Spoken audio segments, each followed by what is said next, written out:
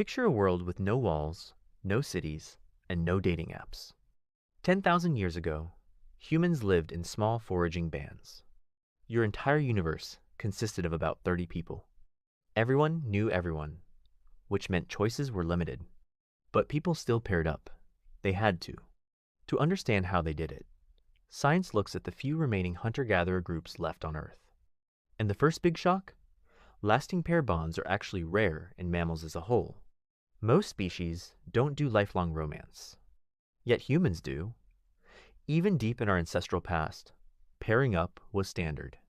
But it didn't look like a modern wedding. There were no diamond rings or legal contracts. Instead, marriages formed and dissolved fluidly. Among modern foragers like the Hadza, serial monogamy is common. Relationships started, sometimes ended, and people moved on to new partners. So, who got to choose whom? In small bands, romance was deeply tied to survival skills. If you were a man, being an exceptional hunter mattered immensely. Decades of data on South American foraging groups show a clear pattern.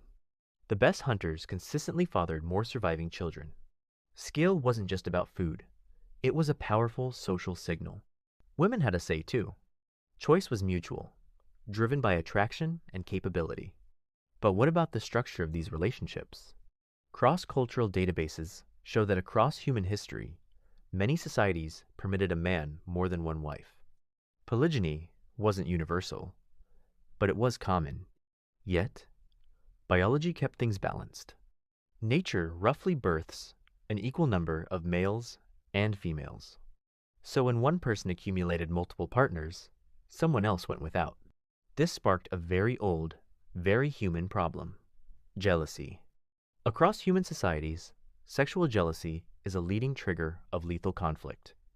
10,000 years ago, hearts broke and tempers flared, just like they do today. Romance wasn't a modern invention either.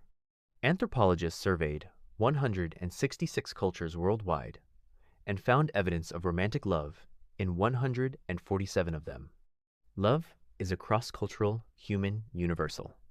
Even when survival was brutal, people still fell head over heels. Biology added other fascinating twists to ancient dating.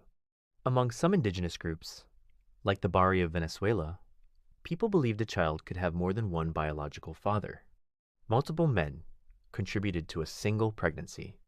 This partible paternity meant shared caregiving and better survival rates for children. Dating back then wasn't just about two people. It was a community safety net. Of course, the stakes were unimaginably high. High infant and childhood mortality meant parents faced immense grief. A partnership wasn't just for emotional warmth. It was an economic and survival alliance. Two adults sharing the load.